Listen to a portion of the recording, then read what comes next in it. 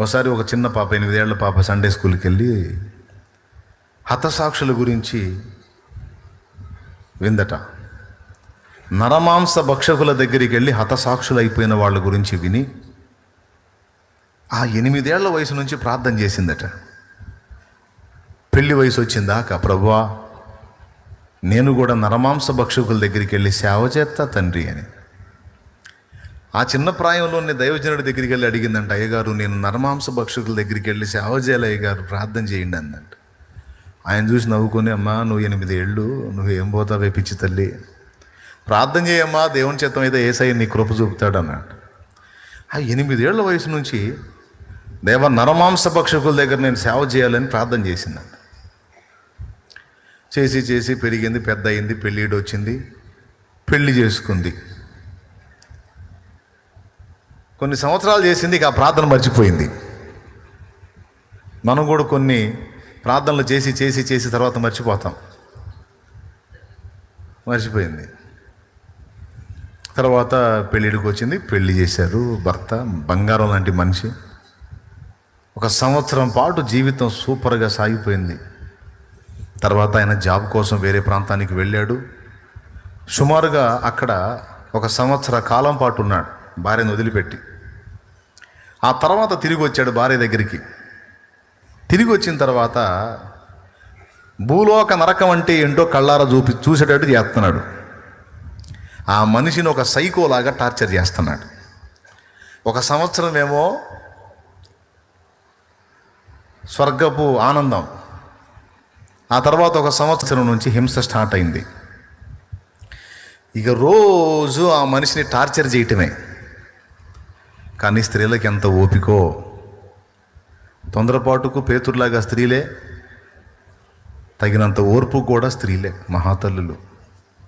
నేను మీ పక్షంగా మాట్లాడుతానండి, మీరే నన్ను అపార్థం చేసుకుంటారు.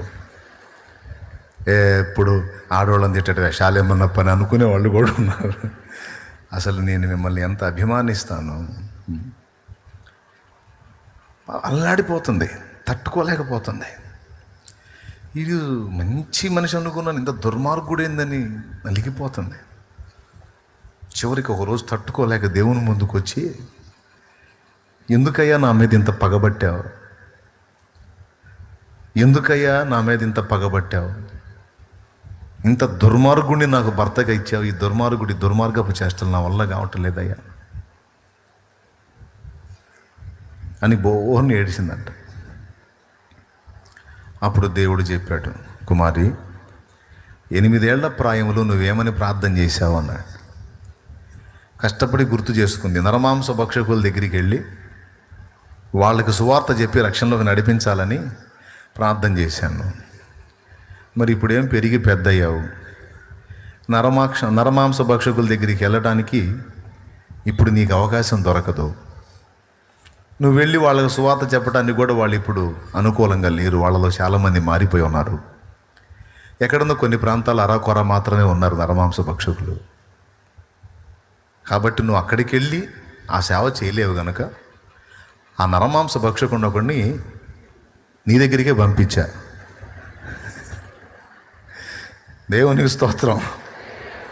అర్థమైందా? వాళ్ళేమో దేహాన్ని తింటారు, వీడు నీ మెదడుని తింటాడు. వాళ్ళేమో శరీర అవయవాలను తింటారు, వీడేమో అచ్చంగా మెదడే తింటాడు. వీడు ఆయన్ని మార్చమ్మసాలు ఓర్చుకొని, సహించి భరించి క్షమించి దైవిక ప్రేమను రుచి చూపించి తట్టుకొని నిలబడి వాడిని ఒక్కడిని గెలువమో పెద్ద సేవ చేసావుగా నువ్వు అన్నట్టు. కొంతమంది అదే అంటుంటారు, భర్తను మార్చడం మాత్రం కుదరదు కానీ బయటికి పోయి సేవ చేస్తా అంటారు. ఛాలెంజ్ తీసుకో, దమ్ముంటే ప్రార్థన చేయి, సవాల్ తీసుకో. ముందు అతని సంగతి ఏందో తెలుసు. నువ్వు ప్రార్థన చేస్తావో, ప్రేమ చూపుతావో, మాదిరి చూపుతావో, గయ్యాళి భార్య తగాదు పెట్టినాడు తగాదు పెట్టుకుంటావో. కొంతమంది తగాదులు పెట్టుకుంటూ ఊరకు నసపెడతారు. చర్చికి రమ్మంటే రావేంది, ఏంది నాకు పెద్ద నస అయిపోయింది, నాకు పుట్టాలా, నాకు రావాలా ఆలోచన, ఊరికి నువ్వు నసపెడితే వస్తానంటే సరిపో, కూర ఏం చేస్తారు ఏంది, ఏదో ఉందో చేసుకొని తిను. ఆ ముఖం ఏంది, ముఖం ఎట్ట పెడతారు, బాగానే ఉంది, నీ ముఖంలానే మా ముఖం కూడా ఉంది. ఇప్పుడు ఏంది నీ శోభం, చర్చికి రావాలి అంతేగా, వస్తారా? అబ్బా ఏం వెలిగిందే ముఖం, వస్తాలే బా, వాడొకడు మైండ్ తింటా ఉంటాడు, సో చెబుతూ ఉంటాడు. అట్ట బలవంత పెట్టి తెప్పిస్తే మాత్రం మర్యాద ఉంటుంది, అది కరెక్ట్ కాదు.